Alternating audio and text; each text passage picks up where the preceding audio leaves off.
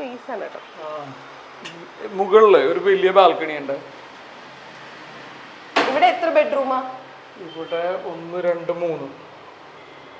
മുകളില് എന്റെ സാധാരണ ഈ ലിവിംഗ് ഏരിയയിലാണല്ലോ ഇതുപോലെ ഉള്ള അവാർഡ്സും ഇതൊക്കെ വെക്കുക. പ്രഹസനങ്ങളിൽ എനിക്ക് താല്പര്യമില്ല. പ്രഹസനമല്ല, ഞാൻ ഈ പറയുന്ന പോലെ എന്റെ ഫോട്ടോ വെക്കുക, എനിക്ക് കിട്ടിയ അച്ചീവ്മെന്റ്സ് ഷോക്കേസ് ചെയ്യാന്നൊക്കെ പറയുന്നതിൽ ഭയങ്കര മടിയാണ്. ഇത് എൻ്റെ ഒരു സുഹൃത്ത് വരച്ചാണ്, അതിൽ ഞാനാണ്, ഒന്നും ചെയ്യാൻ പറ്റില്ല. ഇത് നമ്മുടെ ക്യാമറമാൻ കാണിച്ച പോലെ. പക്ഷെ അത് ഒരു ആർട്ട് വർക്ക് എന്നുള്ള തരത്തില് പുള്ളി ഒരു ദിവസം അല്ല, ആക്ച്വലി അത് നന്നായിട്ടുണ്ട്. നല്ലതാണത്. നല്ലതാണ്. പിന്നെന്താണ് കളിയാക്കുന്നത്? കളിയാക്കിയത് അത് നല്ല ഭംഗിയുണ്ട്, സുന്ദരനുള്ള ആളെക്കാണ്. അതാണ് ഞാൻ ഉദ്ദേശിച്ചത്. ഇത് എൻ്റെ ഒരു വർക്ക്ഔട്ട് സ്പേസ് ആണോ? വർക്ക്ഔട്ട് സ്പേസ് ആണത്. ഒരു ചെറിയൊരു തിയേറ്റർ. വാവ്. ഇപ്പൊ ഞാൻ ഉപയോഗിക്കാറില്ല, ഞാനിപ്പോ ഫ്ലാറ്റിലായത് കൊണ്ടിട്ട്. അതെനിക്ക് മനസ്സിലായിട്ടോ. ഇവിടെ മറ്റേ ഉപയോഗിക്കാത്തൊരു സ്മെല്ലുണ്ട്. അല്ലെങ്കിൽ ഞാൻ ഫുൾ ടൈം ഇവിടെ ഇരിക്കും. ഞാനിവിടെ ഉള്ളപ്പോ ഈ റിപ്പീറ്റ് മോഡിൽ റിപ്പീറ്റ് അടിച്ച് കാണുന്ന ഒരു സിനിമ വെച്ച് ഏതാ പറയാ? Goodfellas. യെസ്. അങ്ങനെ ഗാങ്സ്റ്റർ പരിപാടികളില്ലേ, Pulp Fiction, Goodfellas, Racing Bull, അങ്ങനെ മാർട്ടിൻ സ്കോർസെസിയുടെ അങ്ങനെ സിനിമകളാണ് കൂടുതലും. Quentin Tarantino. രണ്ട് കാര്യങ്ങളാണ്. ഒന്ന് ഭയങ്കര പെർഫോമൻസ് ഓറിയന്റഡ് ഫിലിംസ് ആണ് ഇത് മുഴുവൻ. പിന്നെ ഗാങ്സ്റ്റർ പരിപാടിയാണ് സംഭവം. ഞാൻ മുഴുവൻ ഈ തമാശയും ഫീൽ ഗുഡ് പരിപാടിയൊക്കെയാണ് ചെയ്യണമെങ്കിലും ഞാൻ കാണുന്നതും എനിക്ക് ചെയ്യാൻ താല്പര്യമുള്ളതും ഭയങ്കര തമാശയായിരുന്നു. ഫീൽ ഗുഡ് എന്നൊക്കെ പറഞ്ഞാൽ അജാതി ഫീൽ ഗുഡ്. ചുരുളിയും മാലിക്കും അതിന്റെ ഇടയില് സംഭവിച്ചു. ഞാൻ ഇപ്പോഴും ചെയ്യാൻ ആഗ്രഹിക്കുന്ന ഫിലിംസ് അങ്ങനത്തെയാണ്. കുറച്ചും കൂടി പെർഫോമൻസ് ആസ് ആൻ ആർട്ടിസ്റ്റ്. അതല്ല, ഈ കുറച്ചും കൂടി ആക്ഷൻ ഓറിയന്റഡ് പരിപാടി, അടി ബഹളം, വയലൻസ് ഒക്കെ ഉള്ള പടങ്ങളാണ്. തമാശ കുറെ അല്ല, തമാശ രസമാണ്. പക്ഷെ എല്ലാത്തിനും ഒരു സാച്ചുറേഷൻ പോയിന്റ് ഇല്ലേ? തമാശ മാത്രമാകുമ്പോ ആളുകൾക്ക് നമ്മളെ മടുത്തു തുടങ്ങും. റോൾ മോഡൽസിലെ മറ്റേ പെണ്ണാണാൻ നടക്കുന്ന റോള്, അതൊക്കെ ഭയങ്കര രസമാണ്. അതിപ്പോഴും അത് ഈ റീൽസിൽ ഭയങ്കരമായിട്ട് ഓടുന്നുണ്ട്. ഭയങ്കര രസമാണ്. മോഹൻകുമാർ ഫാൻസ് ഒക്കെ ഇങ്ങനെ റീൽസ് മെൻഷൻ ദാറ്റ് കോഴി ഇൻ യുവർ ഗാങ് എന്നൊക്കെ. അത് പക്ഷെ എന്തൊരു നാച്ചുറലാന്നറിയോ? ഭയങ്കര നാച്ചുറലാ ശരിക്കും. ആക്ച്വലി ഇല്ലേ, കോളേജിലൊക്കെ പഠിക്കുന്ന സമയത്ത് what kind of A college student വരൂ? ഞാൻ ഭയങ്കര അണ്ടർഡോഗ് ആയിരുന്നു. കോളേജിൽ ഞാൻ കൈൻഡ് ഓഫ് ഓക്കെ ആയിരുന്നു. കൈൻഡ് ഓഫ് ഓക്കെ എന്ന് പറഞ്ഞു കഴിഞ്ഞാൽ കോളേജിൽ എന്തെങ്കിലും ഇലക്ഷനൊക്കെ നിന്ന് ഒരു ഓക്കെ പരിപാടിയായിരുന്നു. പക്ഷെ ഇന്നത്തെ പിള്ളേരുടെ പോലെ അങ്ങനെ ഒരു പ്രേമമൊന്നും ഉണ്ടായിട്ടില്ല. ഇപ്പൊ ഞാൻ ആലോചിക്കും ഞാൻ എന്ത് മണ്ടനായിരിക്കും എന്നുള്ളത്. അത് പ്രേമം ആരോടെങ്കിലും തോന്നിയാൽ കൂടി അത് പോയി പറയാനോ എക്സ്പ്രസ് ചെയ്യാനുള്ള ഗട്സ് ഒന്നും ഉണ്ടായിരുന്നു. പക്ഷെ കോളേജായിരുന്നു ബെറ്റർ. പിന്നെ അത് കഴിഞ്ഞ് FTIയിൽ പോയി, പിന്നെ കാര്യങ്ങൾ മാറി. പിന്നെ നമ്മള് അവിടെയും പ്രേമൊന്നും ഉണ്ടായിട്ടില്ല. അവിടെ ഒരു അല്ലറ ചില്ലറ പ്രേമൊക്കെ ഉണ്ടായിരുന്നു. ഡിഗ്രി ടൈമിനാണല്ലോ അതൊരു വേറെ ഒരു കാലഘട്ടമാണ്. അതാണ് ഞാൻ പറഞ്ഞത്, your childhood was a lie. അതൊക്കെ എൻജോയ് ചെയ്യണ്ടേ? നടന്നില്ല. നോക്കട്ടെ, കൊറേ ബാൽക്കണി സ്പേസസ് ഉണ്ട് വീടിന്. ഇത് രക്ഷപ്പെടാൻ കാരണം കൊറോണ ടൈമിലാണ് എനിക്ക് യൂസ് വന്നത്. അല്ലെങ്കിൽ നമ്മള് ഇത്ര ഇവിടെ വന്നിരിക്കലൊന്നും. കൊറോണ ടൈമിൽ എല്ലാ വൈകുന്നേരങ്ങളും ഞങ്ങൾ ഇവിടെ. ശരിയാട്ടോ, നല്ല സ്പേസാ. ഇതിന്റെ ഈ ഫ്രണ്ടിൽ കാണുന്ന ഇതെന്താ ഈ ബിൽഡിംഗ്? Navy quotation. ഞാൻ ഇതിനു മുമ്പ് ഒരു കാര്യങ്ങൾ ചോദിച്ചപ്പോഴും പിന്നെ ആറ്റിറ്റ്യൂഡ് കാണിച്ചിട്ടില്ല. പക്ഷെ ഒരു കാര്യം ചോദിച്ചപ്പോ കാണിച്ചു. എന്താന്ന് പറയാമോ? പാട്ട് പാടാൻ പറഞ്ഞു. എക്സാക്ട്ലി. ഇപ്പൊ ഇതിന്റെ അകത്ത് ഒരു നല്ല ബ്യൂട്ടിഫുൾ ഭയങ്കര വില്ലേജ് ഫീൽ ഉള്ള ഒരു പാട്ട് ഇറങ്ങിയിട്ടുണ്ട്. പാടുക. ആ പാട്ടൊന്നും പാടാറിഞ്ഞൂടാ. പക്ഷെ ഞാൻ ഇപ്പൊ ഇന്നിങ്ങോട്ട് വന്നപ്പോ മഞ്ജു ആണെന്ന് പറഞ്ഞപ്പോ ഞാൻ പാട്ട് പാടാൻ തീരുമാനിച്ചു. ശരിക്കും? എന്നിട്ട് വേണ്ടാന്ന് വെച്ചു എന്ന് പറയാനാണോ? അല്ല, ഞാൻ പാടാം. ഈ സൗണ്ടിന്റെ വണ്ടിയുടെ പ്രശ്നമുണ്ടോ? ഇല്ല, നമുക്ക് അപ്പുറത്തോട്ട് പോവാം. നല്ല സൗണ്ട് പ്രൂഫിൽ പാടാലോ. ഞാൻ പാടാം. പച്ചപ്പും പാടട്ടെ? പാടൂ. ചിരിപ്പിക്കോടോ? ഇല്ല. എന്താ പ്രശ്നം അറിയാം മഞ്ജു? എല്ലാരും തുറന്നു പറയുന്നോണ്ടിട്ട് വിഷമം വിചാരിക്കരുത്. അല്ല, ഞാൻ പാടാൻ വേണ്ടി വരുമ്പോ അനാവശ്യമായിട്ടുള്ള ശബ്ദങ്ങൾ, രൂപഭാവങ്ങൾ പുറപ്പെടുവിക്കരുതെന്നല്ലേ? ഒരിക്കലും ഇല്ല. പാട്. ആ ഫസ്റ്റ് നോട്ട് തെറ്റിയാ പിന്നെ പാടാൻ പറ്റുള്ളൂ. പക്ഷെ ഒരു സുഹൃത്ത് എന്നുള്ള നിലയിൽ ഞാൻ ഇങ്ങോട്ട് വന്നപ്പോ നിങ്ങളാണ് ഇന്റർവ്യൂ ചെയ്യണമെന്ന് അറിഞ്ഞപ്പോ ഞാൻ പാടണം എന്ന് ഉറപ്പിച്ചു വന്നിരിക്കുകയാണ്.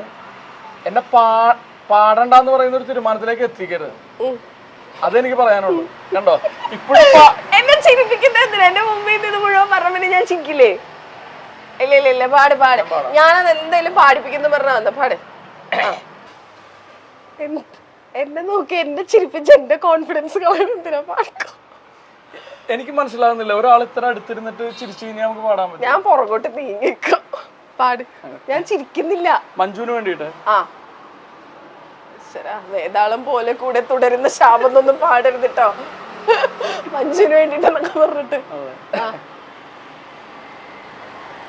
चलते हैं जिसके लिए तेरी आँखों के दिए ढूंढ लाया हूँ वही गीत मैं तेरे लिए चलते हैं जिसके लिए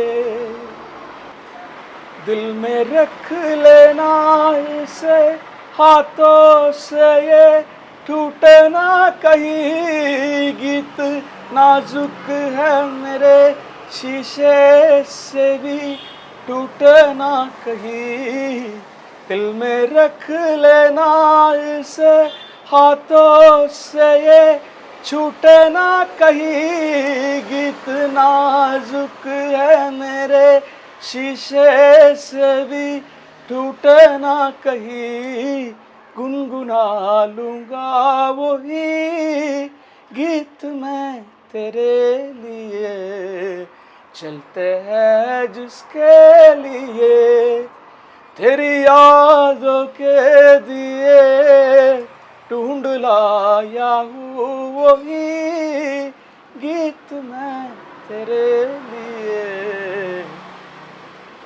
സൂപ്പർ ആയിട്ടുണ്ട് സത്യമായിട്ടും, സത്യമായിട്ടും. ഞാൻ ആദ്യം ആ ചിരിക്കുന്നതിന് തൊട്ട് മുന്നേ വരെ ഞാൻ ഇവിടെ കോമഡി പീസ് ആയിട്ട് നിൽക്കായിരുന്നു. പക്ഷെ അത് കഴിഞ്ഞപ്പോ ഞാൻ കുറച്ച് സീരിയസ് ആയി. സൂപ്പർ ആയിരുന്നു, സത്യമായിട്ട് സൂപ്പർ ആയിരുന്നു. ഞാൻ സത്യമായിട്ടെന്ന് പറയുമ്പോ ഞാൻ ആലോചിക്കുന്നു സത്യമല്ലെന്ന് ഞാൻ ആലോചിച്ചു. അല്ലാതെ ഇനി കളിയാക്കുന്ന പോലെ നിന്റെ മുഖത്ത്, എന്റെ മുഖം എനിക്കറിയില്ലല്ലോ, ജഗദീഷേട്ടൻ പറയണല്ലോ എന്റെ മുഖത്ത് ജന്മന ഒരു കളക്ഷൻ അങ്ങനെ പറയുള്ളൂ. അല്ല ഏത് സിനിമയിൽ പറയല്ലേ എന്താണ് അതിന്റെ മുഖത്തൊരു കളക്ഷൻ, എനിക്കുണ്ടായിരുന്നു, എന്റെ അച്ഛനും ഉണ്ടായിരുന്നു. ബാക്ക് ടു സോമന്റെ കൃതാവ്, സമാധാനം. ഓക്കെ, ട്രെയിലർ കാണുമ്പോൾ നമുക്ക് തമാശയുടെ ഒരു ഫീൽ വരും. അതായത് തമാശയിലെ കഷണ്ടി എക്സാജറേറ്റ് ചെയ്യുന്ന പോലെ, കഷണ്ടിയുടെ പോലെ ഇതിൽ കൃതാവിന് ഒരു ഭയങ്കര റോൾ ഉണ്ട്. അപ്പൊ ഞാൻ എവിടെയോ പറഞ്ഞു കേട്ടത്, എനിക്കൊന്ന് ഏതൊരു ട്രെയിലർ റിയാക്ഷനിൽ കഷണ്ടിയിൽ കാണിക്കുന്നത് പുള്ളിയുടെ കോംപ്ലക്സ് ആണെങ്കിൽ, സാറിന്റെ കോംപ്ലക്സ് ആണെങ്കിൽ, കൃതാവിൽ കാണിക്കുന്നത് സോമന്റെ വാശികളാണെന്ന്. അതങ്ങനെയാണ്. വാശിയല്ല, ഈ സോമന്റെ കൃതാവ് എന്ന് പറയുന്ന ഒരു സാധനത്തിന് ഇയാളുടെ നിലപാടുകളുണ്ട് ജീവിതത്തിൽ. ഒരു മനുഷ്യനെ പോലെ കാണാനും ഒരു സഹജീവിനെ റെസ്പെക്ട് ചെയ്യാനും ഇയാൾ വിശ്വസിക്കുന്ന, ഇയാളൊരു പ്രകൃതിവാദിയാണ്. ജൈവമായിട്ടുള്ള കാര്യങ്ങൾ മാത്രം കഴിച്ച് ജീവിക്കുന്ന ഒരു മനുഷ്യൻ. പിന്നെ ആയുർവേദത്തിൽ വിശ്വസിക്കുന്ന, അല്ലെങ്കിൽ നമ്മുടെ പാരമ്പര്യമായിട്ടുള്ള കാര്യങ്ങളെ ഉറച്ചു പിടിക്കുന്ന ഒരാളാണ്. ഭാര്യയോട് വീട്ടിൽ പ്രസവിക്കാന്ന് പറയുന്ന, അങ്ങനെയൊക്കെ പറയുന്ന ഒരാളാണ്. അപ്പൊ അയാളുടെ നിലപാടുകളും അതിനൊക്കെ ശരിവെക്കുന്ന പോലത്തെ ഒരു പരിപാടിയാണത്. അപ്പൊ ഇത് അതുമായിട്ട് കണക്ട് ചെയ്യുന്നുണ്ട്. ഈ കൃതാവ് എന്നും അയാൾക്കൊരു ഓർമ്മപ്പെടുത്തലാണ്. അപ്പൊ അത് അങ്ങനെ അയാൾ വെച്ചേക്കാണ്. നമ്മൾ കണ്ണാടി നോക്കുമ്പോൾ നമുക്കൊരു ഓർമ്മ വരുമല്ലോ കൃതാവ് കാണുമ്പോൾ, ഞാൻ ഇന്ന് എന്റെ നിലപാടിൽ ഉറച്ചു നിൽക്കണം, ഞാൻ ഒരിക്കലും കറപ്റ്റഡ് ആവരുത്. ഇയാള് ഭയങ്കര സ്ട്രേറ്റ് ഫോർവേഡ് കൃഷി ഓഫീസറാണ്, ഇയാളെ ബ്രൈബ് ചെയ്യാൻ പറ്റില്ല. അപ്പൊ അങ്ങനെ ഇയാള് ഇങ്ങനെ ചിന്തിക്കുന്നത് കൊണ്ടിട്ട് ഇയാള് സൊസൈറ്റിയിൽ ഭയങ്കര മിസ്ഫിറ്റ് ആണ്. ഇതാണ് സിനിമ. ഇപ്പൊ ഞാൻ പറയുമ്പോ എന്തോ മറ്റേ പാഠപുസ്തകം പോലത്തെ ഒരു സിനിമ ഒന്നും അല്ലത്. ഈ മിസ്ഫിറ്റ് ആകുമ്പോ ഉണ്ടാകുന്ന ഫണ്ണുണ്ടല്ലോ, അല്ല അങ്ങനെ ഒരു ഫീല് കിട്ടൂല ട്രെയിലർ കാണുമ്പോ. ട്രെയിലറിന് ഒരു തമാശ ഫീലാ. അതായത് ട്രെയിലറിന്റെ താഴത്തുള്ള കമന്റ്സും ഒക്കെ അങ്ങനെ തന്നെയാ. അതായത് ഇത് കണ്ടു കഴിഞ്ഞാൽ എന്റർടൈനിങ് സാധനമാണെന്ന് ഇറ്റ്സ് എവിഡൻസ്. ഭയങ്കര എവിഡന്റാ, ഭയങ്കര രസം അത് കണ്ടിരിക്കാൻ. സോമനില് അതർ ദാൻ സ്ക്രിപ്റ്റ് ഭയങ്കര ഇഷ്ടപ്പെട്ട ഒരു ഫാക്ടർ എന്തായിരുന്നു? സോമന്റെ കൃതാവ് സിനിമയില് script of course is a factor. സ്ക്രിപ്റ്റിന്റെ അളിയന്റെ തിരക്കഥയാണ്. ശരിക്കും ഭാര്യയുടെ, എന്റെ അമ്മയുടെ ചേട്ടന്റെ മോളുടെ ഭർത്താവ്, എന്റെ ഫസ്റ്റ് കസിന്റെ ഹസ്ബൻഡ്, എന്റെ മാമന്റെ മോളുടെ ഹസ്ബൻഡ്. ഓ രഞ്ജിത്ത് ഹരിദാസ് എന്ന പേര്, അവൻ കുസാറ്റി വർക്ക് ചെയ്യുന്നത്. രഞ്ജിത്തിന്റെ ഒരുപാട് നാളത്തെ സ്വപ്നമാണ് ഈ സിനിമ. ഈ തിരക്കഥ എഴുതിയിട്ട് ആദ്യമായിട്ട് കേൾക്കുന്ന ആളെ ഞാൻ. അപ്പോ ഞാൻ ഈ സിനിമ ചെയ്യോ ഇല്ലയോ എന്നൊന്നും എനിക്ക് അറിഞ്ഞുകൂടായിരുന്നു. സുരാജ് ഏട്ടൻ മുതൽ കുറെ ആളുകളുടെ പേരുകളും കാര്യങ്ങളൊക്കെ ഉണ്ടായിരുന്നു. രഞ്ജിത്തിന് അന്ന് ഉണ്ണി ചെയ്ത നന്നായിരുന്നു എന്നൊക്കെ എന്നോട് പറഞ്ഞു. പക്ഷെ എനിക്ക് അങ്ങനെ ഒരു നിയോഗം ഉണ്ടായി. അപ്പൊ അതിന്റെ അവന്റെ സ്വപ്നം എന്ന് പറഞ്ഞു കഴിഞ്ഞാല് നിങ്ങൾ വിശ്വസിക്കില്ല, ഈ ഒരു സിനിമയാക്കാൻ വേണ്ടിയിട്ട് രഞ്ജിത്തിന്റെ ഒരു ജേണി ഉണ്ടായിരുന്നു. രഞ്ജിത്ത് കാണാൻ ഒരു മനുഷ്യ ലോകത്ത് അവശേഷിച്ചിട്ടില്ല. എല്ലാ ഫിലിം മേക്കേഴ്സിനും ഈ സിനിമയുടെ കഥ അറിയാം. അതിന്റെ അടുത്ത് ഫറ പറഞ്ഞു കൊറേ കാലമായി ഇത് എടുത്തു വെച്ചിട്ട് തന്നെയാണ്. കുറെ കാലത്തെ ഒരു പ്രോസസ്സാണ്. ഷൂട്ട് ചെയ്തിട്ട് തന്നെ like more than A year.